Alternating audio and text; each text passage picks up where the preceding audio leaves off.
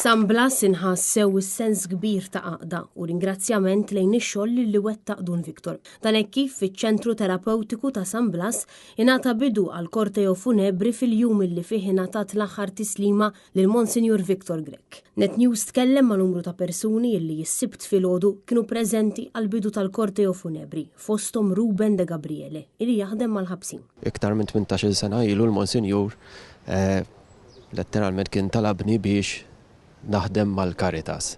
U għadna niftakar jgħid għandi bżonnok biex taħdem magħna. Kienet esperjenza li nitni ħafna biex nifhem mela mill dawk iż-żmien kollha naħdem persuni b'diżabilità. U l-Caritas bejt nara n-nies kollhom enerġija ma fl-istess ħin qed jaqirdu saħħithom u dik kienet xi ħaġa li domt biex inniżżilha miegħi nnifsi.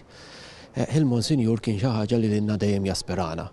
U jtina l-kuraġġ biex inkomplu naħdmu u nagħmlu it-tajjeb għal daw in-nies li għandhom bżonn għajnuna. Preżenti kien hemm ukoll residenti li jsegwu il-programm f'dan iċ-ċentru terapeutiku tal-Caritas illi iwrew l-apprezzament tagħhom lejn Monsinjur Grech hekk kif huwa biss bis-saħħa tiegħu li huma reġa' kellhom iċ-ċans li jgħixu ħajja dinjituża.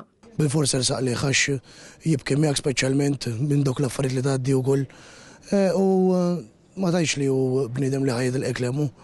Ġifieri bis-saħħa tiegħu l-ġurnata u dal-post ukoll ġewwa l-Caritas u jalla tibqa' għaddejju. Il-Monsinjur irnexxielu jikkrea ambjent sikur b'ħafna mħabba u taħbita ta' qalb vera sabiħa għal nies fil-bżonn ta' nies li qegħdin vizzju u reġgħethom ta' mal-ħajja ġdida, ġifieri għandna nkunu grati għall Monsinjur għax li ma kienx għalih naħseb ma ninsabux fil-pożizzjoni li nsabu llum tagħna d-dinjità lura ġifieri tagħna kollox f'ħajjitna.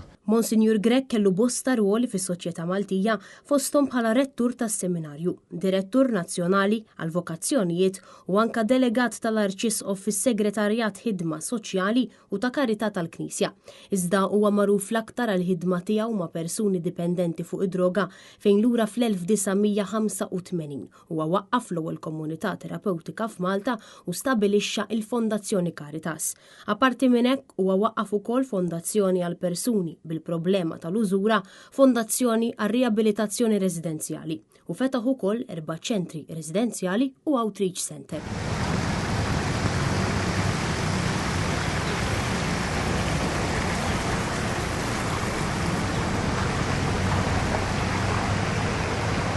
Bħala rikonoxximent tal-ħidma tiegħu Monsinjur Grech ingħata numru ta' unuri fosthom il-Premju Nazzjonali ħaddim tas-sena fl-2023, il-Premju Nazzjonali Speċjali għal ħidma volontarja u l-Premju Ċittadin Ewropew fl-2012.